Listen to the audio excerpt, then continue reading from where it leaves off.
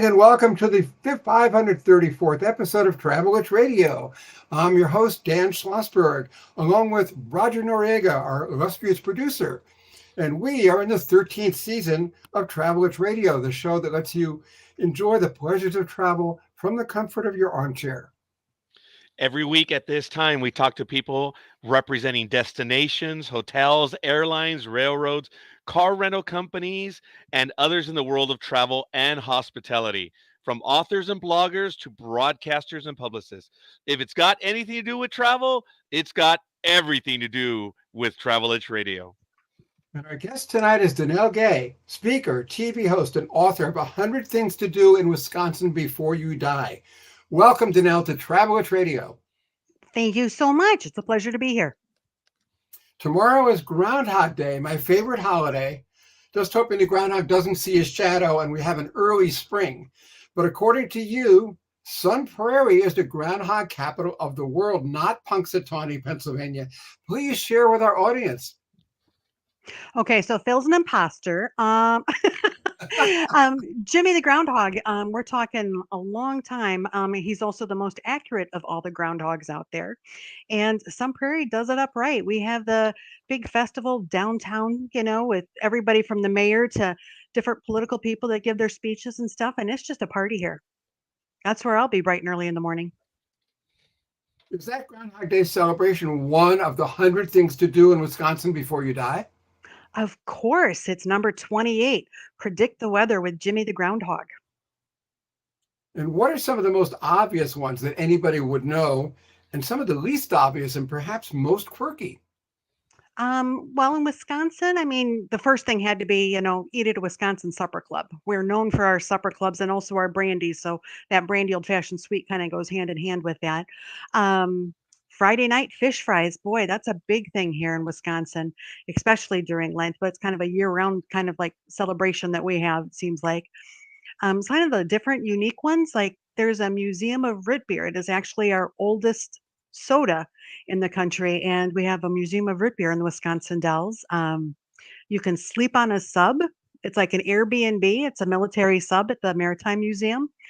We have so many fun, unique things. It's Wisconsin, I say it's kind of like the perfect magical combination. You have so much incredible nature with 50 state parks, the driftless region, so where the glaciers did and didn't go. We have 11 federally recognized tribes, so many different ethnic groups that settled into Wisconsin. So then the food scene is fabulous too. It's just kind of a trifecta of fun. And I'm sure there's a lot of cheese involved in that. Don't you call yourself a cheesehead? I am a cheesehead. We have a little bit of Packers stock ourselves for the Green Bay Packers, and that's what we are in Wisconsin. We're the cheeseheads. You can see my hat right behind me there on my bookcase.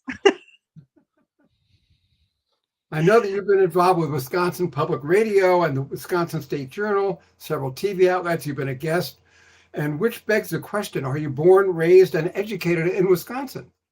Yes, born and bred, actually in Madison, Wisconsin. So now I'm in Sun Prairie, which is like 15 minutes outside of Madison. So I didn't really move very far, but definitely. So born and bred. So I know my cheese. I do not have a pet cow. Everybody always says, do you have a pet cow? No pet cow. We're talking to Dannelle Gay, author of 100 Things to Do in Wisconsin Before You Die. In 100 Things to Do, are any or all of them weather related? I know you got lots of snow as one of the Great Lakes states. We joke, we say that we can have snow up to like 8 months of the year. It depends on when it starts and ends. But in the back of the book, that's broken down by seasons, different things you can do. So obviously, Groundhog Day, you're talking in February, it's going to be kind of cold. We all bundle up for that.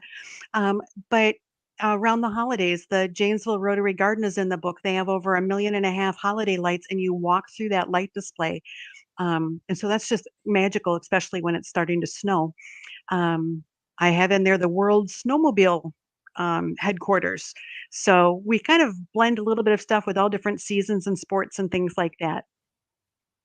In one of your messages, you mentioned books, beaches, dogs, and food fantasies. Are those some of your main interests? Well, I'm a professional chef. I had my own restaurant and catering company for 10 years. So I know food. it's kind of a fun way to experience an area is through the food and then the people, especially when you're walking around. Dogs, I am a big dog lover. We do have 3 cats, but she was just down here kind of watching me for a little bit. She decided to take off upstairs. Um, and then, you know, beaches, who doesn't like beaches when you have snow up to 8 months of the year? I think it's February 10th I take off, and I'll be all over the Gulf Coast, between Alabama, Mississippi, Louisiana, kind of enjoying the beaches for almost a month. So, Like it. Appreciate that. What is Mom's Every Day? A show in which you're a contributor? Moms Every Day is a segment that is done out of the Madison, Wisconsin area, and I've contributed a few times. It's not quite like an interview show. It's like where you do little segments and you share tips of wisdom or some, different little gems, things like that.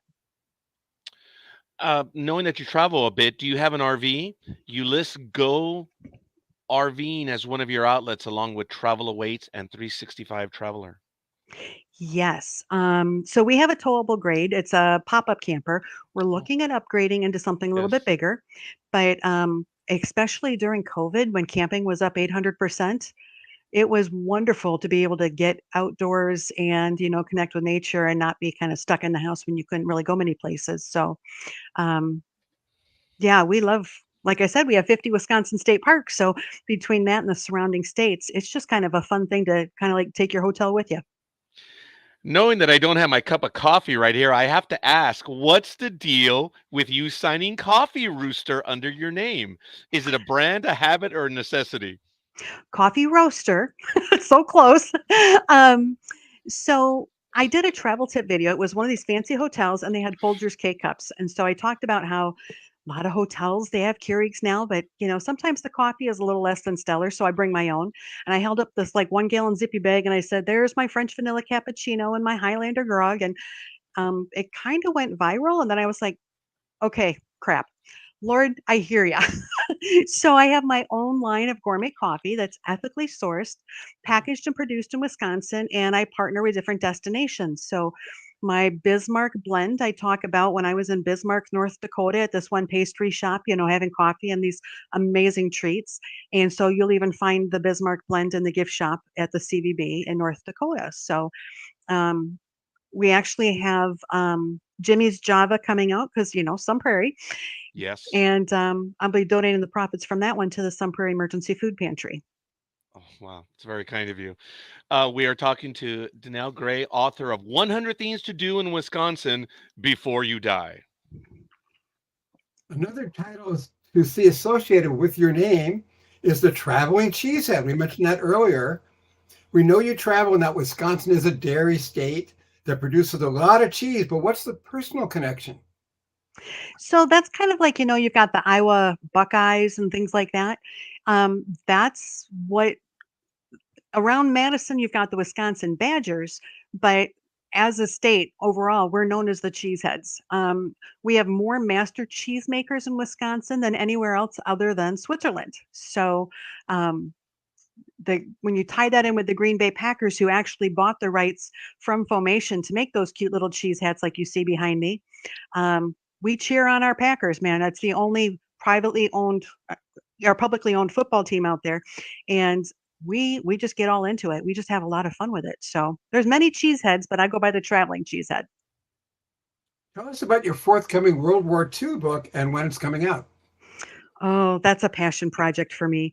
My father-in-law was in the Army Air Corps and he was stationed in the European theater. So when he was overseas, well, through his whole military career, every time he sent home a letter, V-mail, he went to like a USO club or something. He sent all these things home, and his mom saved these in 6 beautiful leather-bound journals. So Wow. everything, when he went on furlough for 2 weeks to Belfast and sent home Irish linen handkerchiefs and shamrock seeds, we still have those. She kind of put them in the little shrines. So um, it was very difficult. Wisconsin has several different honor flights where they take the veterans to DC and, spoil them up and give them a grand welcome back home. And it was very hard to get him to go on this flight. He kept saying other guys deserve it more. So We think that if he were still with us today, he would be very happy to know that his story is being used to benefit all of those that he thought deserved it more. We've partnered with the Wounded Warrior Project, and we will be supporting them with our royalties on this book.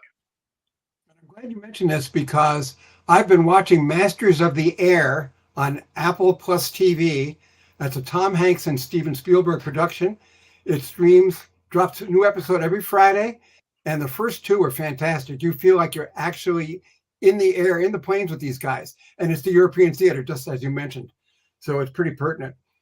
So let me just ask you, Dannelle, is it true that up to $1 million in proceeds from 100 Things to Do in Wisconsin will be donated to nonprofit charities in the state? So when the book came out last year, let's see, that one came out in April.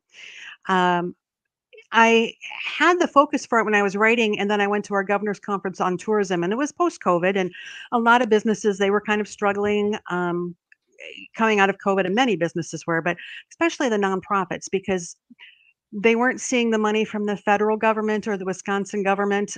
They weren't getting the people in signing the guest registries, and that's how they get grants and stuff like that. So I thought and shifted the focus. You'll see a lot of nonprofits and small businesses featured in the book.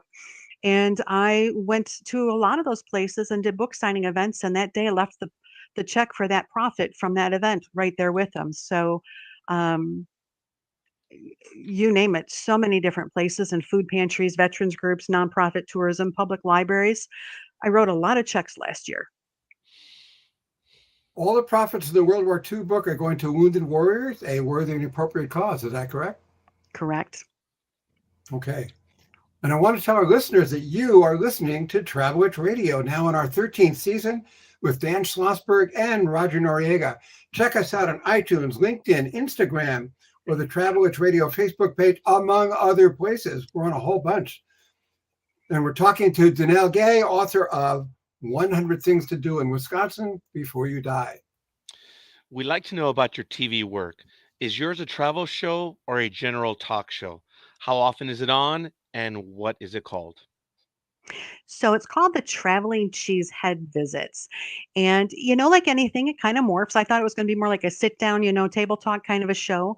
And it's evolved from that. My very first episode was with the lovely Susan from Janesville. We wore ugly Christmas sweaters, sat down at their candy shop downtown and ate s'mores charcuterie as we talked about all their winter events.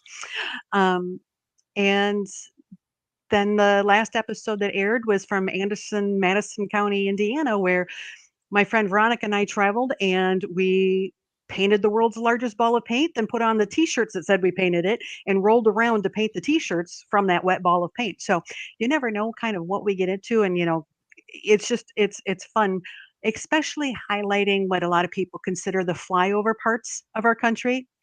The Midwest has so many incredible fun things to see and do. And it's just kind of fun, bringing that to TV so that people can see it. Like Dan, you're a member of NATJA, which is the North American Travel Journalists Association, as well as the IFWTWA and Midwest Travel Writers Networks. How do memberships in these groups help you personally and professionally?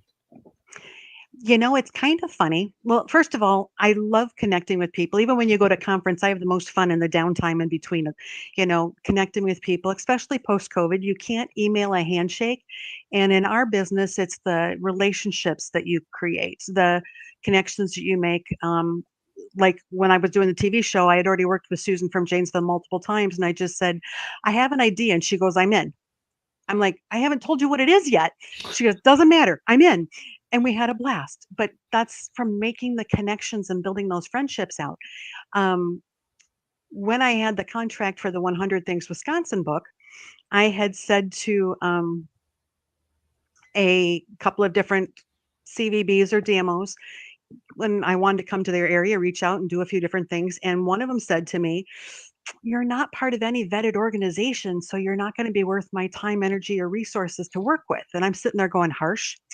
Um, Wow. but I had a contract for a book.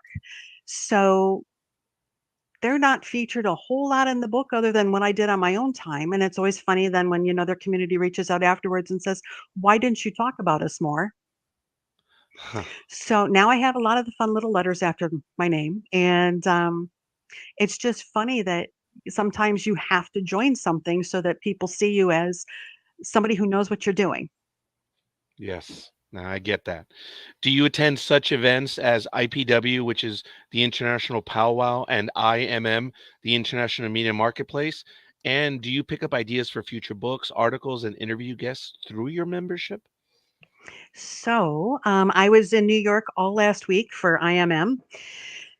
I met with 50 different destinations. I'm kind of an overachiever besides the 24 speed dating sessions.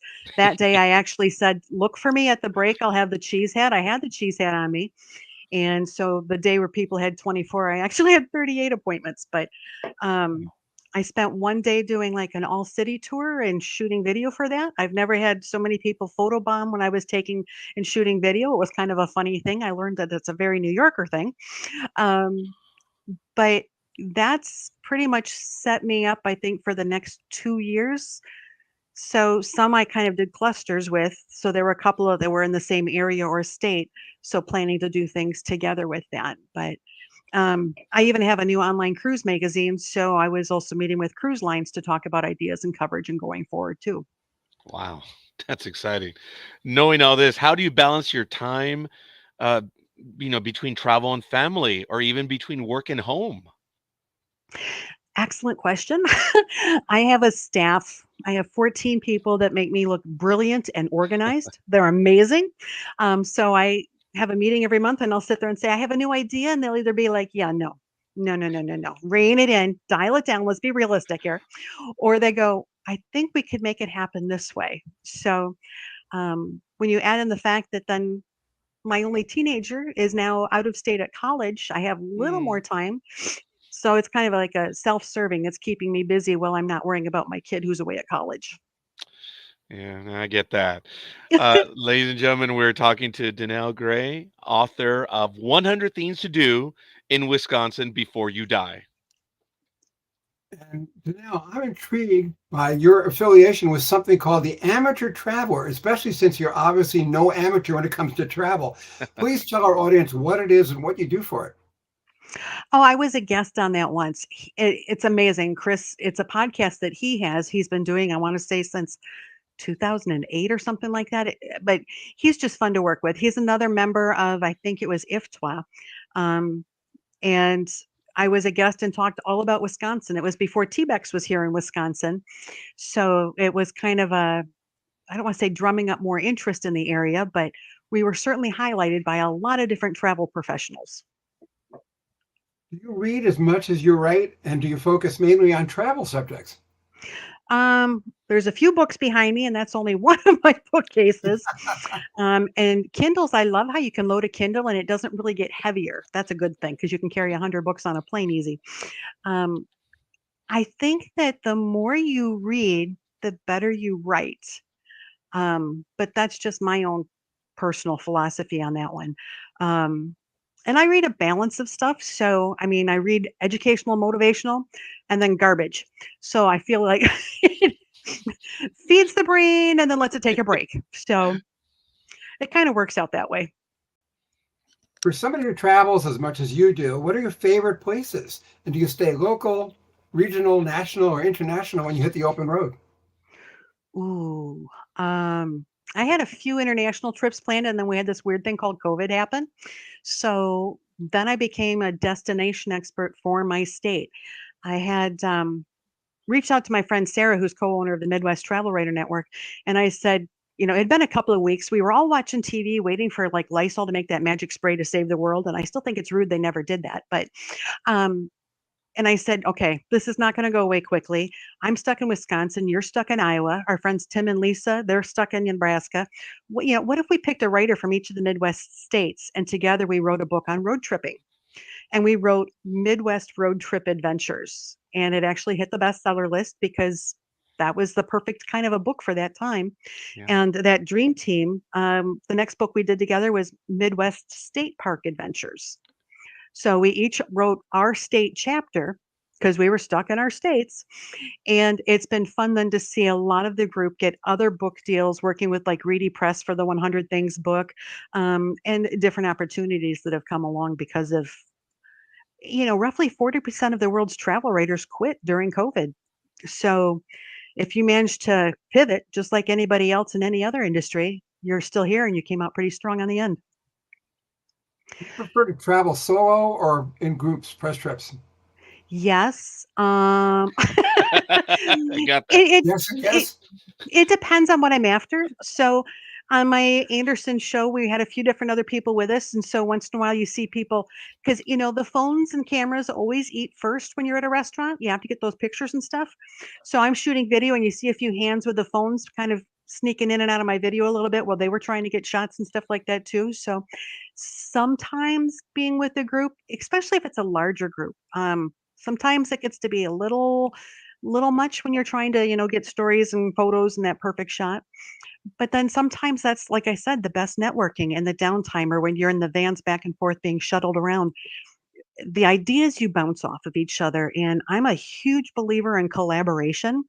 So I even bring a travel tip segment from different travel writers into every TV show, bringing other people along. So you never know the conversations that you're going to have and what something leads up to.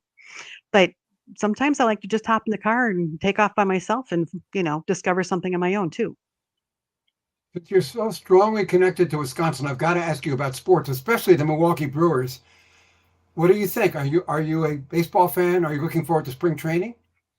So, um, we have you name the sport in Wisconsin, and we've got, I think, a professional team. So Yeah. the Brewers, I've been a fan of them going back to the days with Raleigh Fingers and Storm and Gorman Thomas. Oh, I mean, I remember as a kid, he's yep. laughing. I Roger's know them. laughing. I know them. Sorry. Me too. But I remember as a kid, we were eating our peanut butter and jelly sandwiches in the stands and we had our peanuts and stuff like that. And I remember my dad, in the ledgers doing the scorekeeping manually and stuff like that. So when you have that kind of a childhood and memory, how can you not still cheer for them? Yeah. Can't Tell argue. our listening audience what Bernie Brewer is and what he does. Well, I think that they changed him up a little bit over the years. He's more family friendly, and they brought it back, I believe, where he's sliding down again. Every time there's the home run. So things morph over time, and they keep some of the nostalgia there for those of us that are 50 plus, and then kind of recreate a little bit to keep the attention of the young things that have the attention span like that sometimes, like my Speaking of teenager. age, speaking of age, isn't Bob Euchre approaching 90 years old? Good question. I have no idea.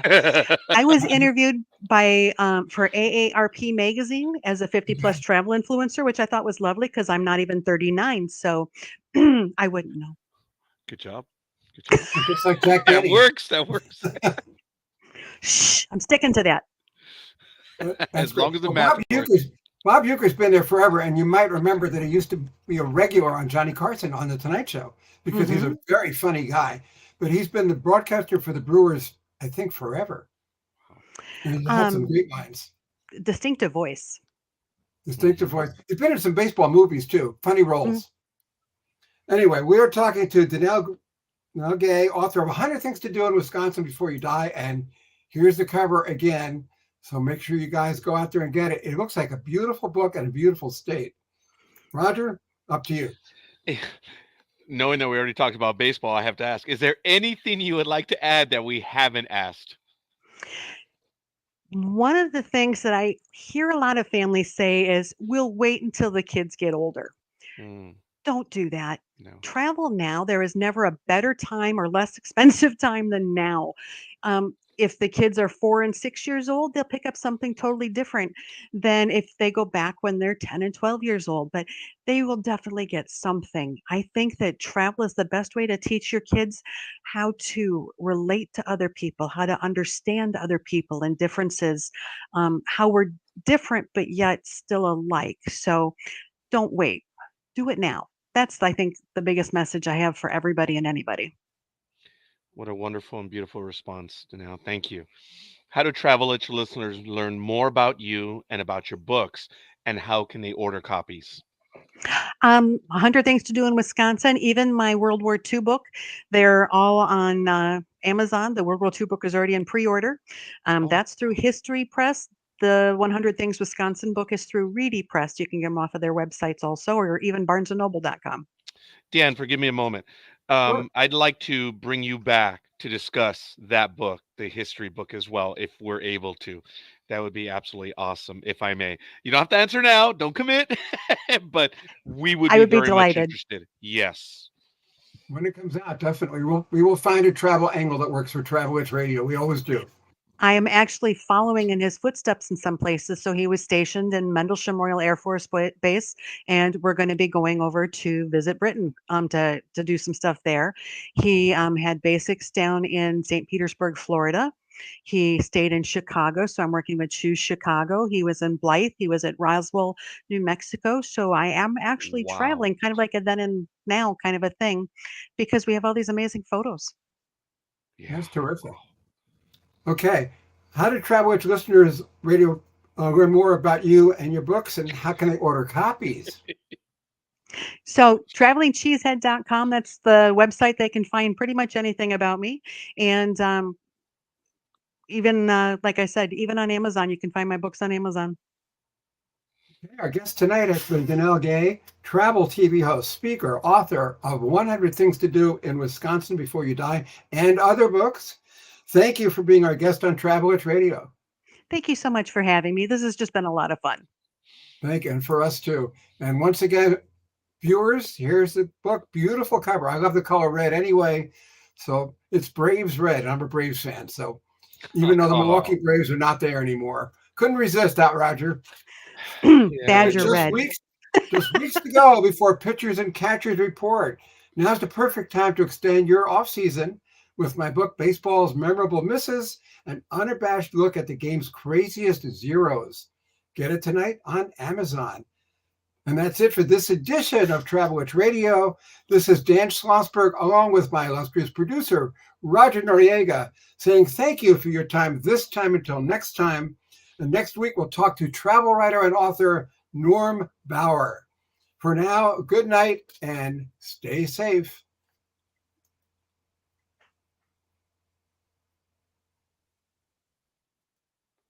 Working on it. Almost there. Got it.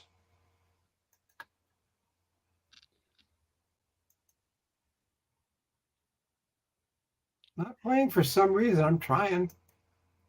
Yep. There we go. Got a couple of notes anyway.